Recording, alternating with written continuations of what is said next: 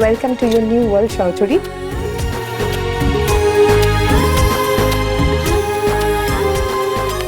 আপনি কানে দিন।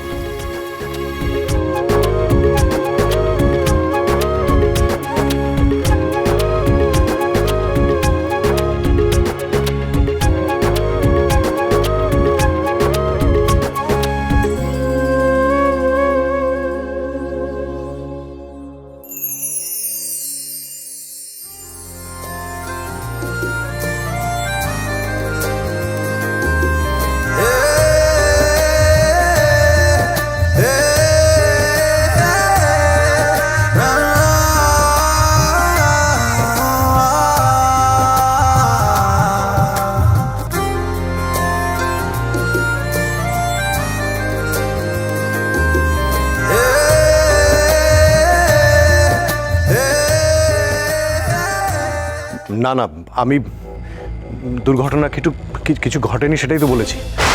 মানে তুমি তো ঠিকই আছো, তাই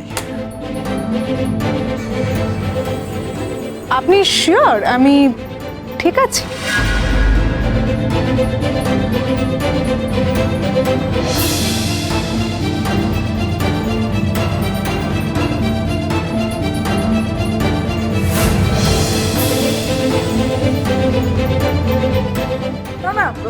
দেবিনা, তোমার কি হয়েছে? মানে তুমি ঠিক আছো তো, নাকি কোনো অ্যাক্সিডেন্ট হয়েছে? বন্যাদি, আমার কথা থাক না, স্যারের কথা বলি।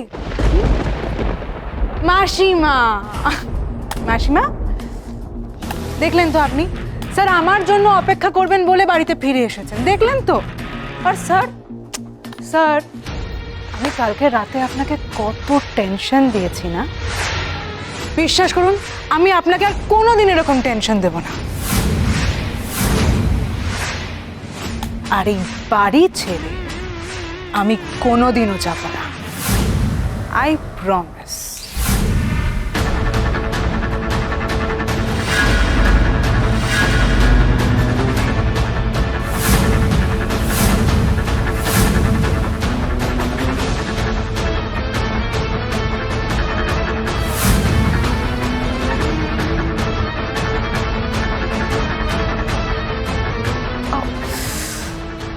স্যার আমার না প্রচন্ড টায়ার্ড লাগছে, আমি ঘরে যাই, রেস্ট নিই।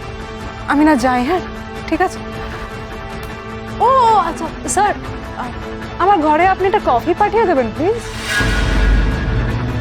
প্লিজ পাঠিয়ে দেবেন। হ্যাঁ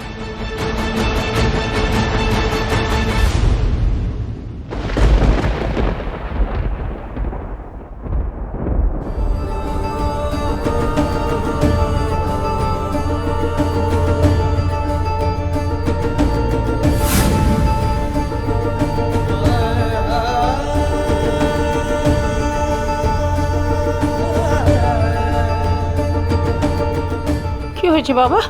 হ্যাঁ, তুই যেন আমাদের কাছে কিছু লুকোচ্ছিস, তাই না? অবশ্যই।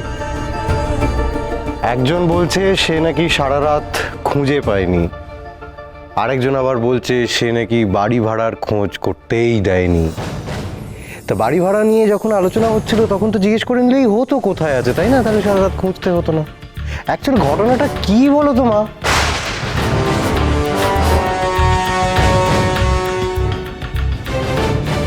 কি হলো বড়দা, বুবাই তোকে জিজ্ঞেস করছে, উত্তর দে।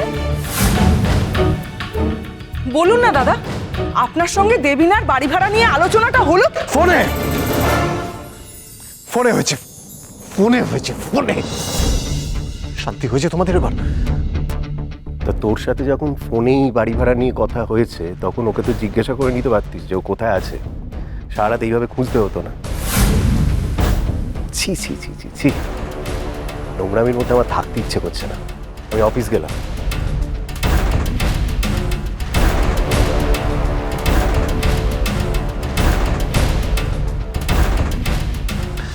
আমার শরীরটা খারাপ লাগছে, আমি ঘরে গেলাম।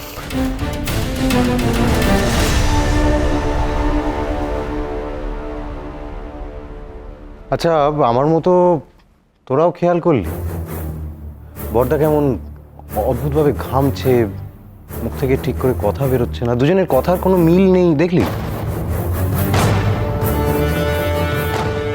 বর্দা ওভাবে সকালে একা একা ফিরে এলো কেন? এক কথায় রাজি হওয়াটাই তো খুব অদ্ভুত লাগছে।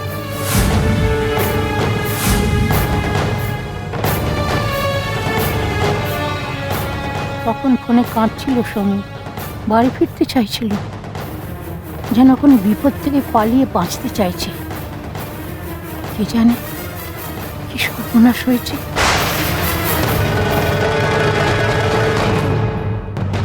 এবার বুঝতে পারছো তো মা? দেবীনাকে যেদিন এই বাড়িতে এনেছিলে, আগুন নিয়ে খেলাটা সেদিনই শুরু হয়েছিল। আর এবার সেই আগুনে বড় বৌদির সংসারটা জ্বলে পুড়ে খাক হয়ে যাবে মা। আর আমরাও তো এই বাড়িতেই থাকি, আমরাও সবাই কম বেশি জ্বলবো পুড়বো, মিলিয়ে নিও।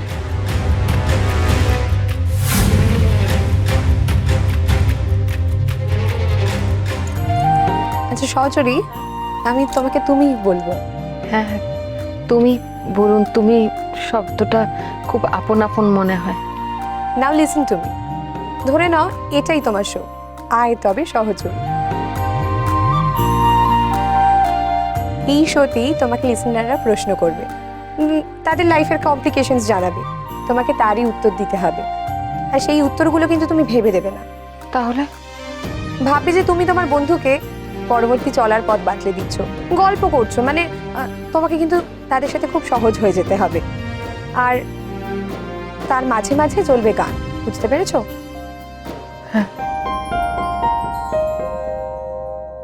কি হলো সহচরী, এত নার্ভাস দেখাচ্ছে কেন? Are you all right? না না, ঠিক আছে, একটু টেনশন হচ্ছে আর কি।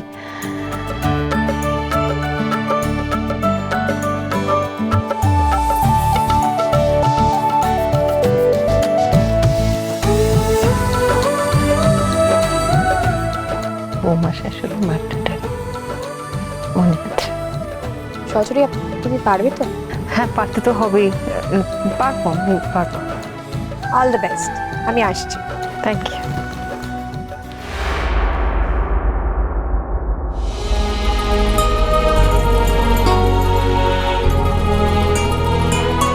দে শুরু কর, ফোনটা স্পিকারে দে।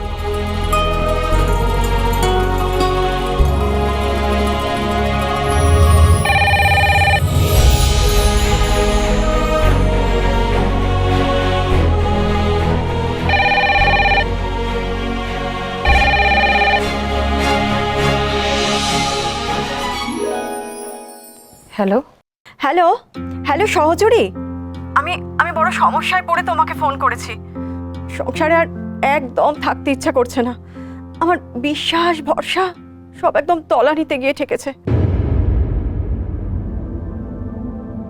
আমার স্বামীর সম্পর্ক রয়েছে তার অফিসের সেক্রেটারির সাথে।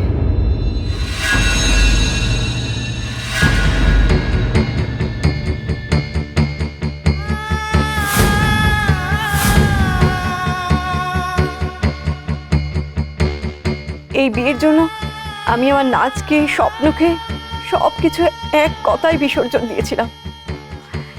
এইভাবে যে ও আমাকে ঠকাবে ভাবতে পারিনি। এটা জানার পর থেকে আমার ওর সাথে বিছানায় ঘুমোতে গা গুলিয়ে ওঠে। কিন্তু আমার সন্তানদের জন্য বাড়ি থেকে বেরোতেও পারছি না। কি করবো বলো তো সহচরী?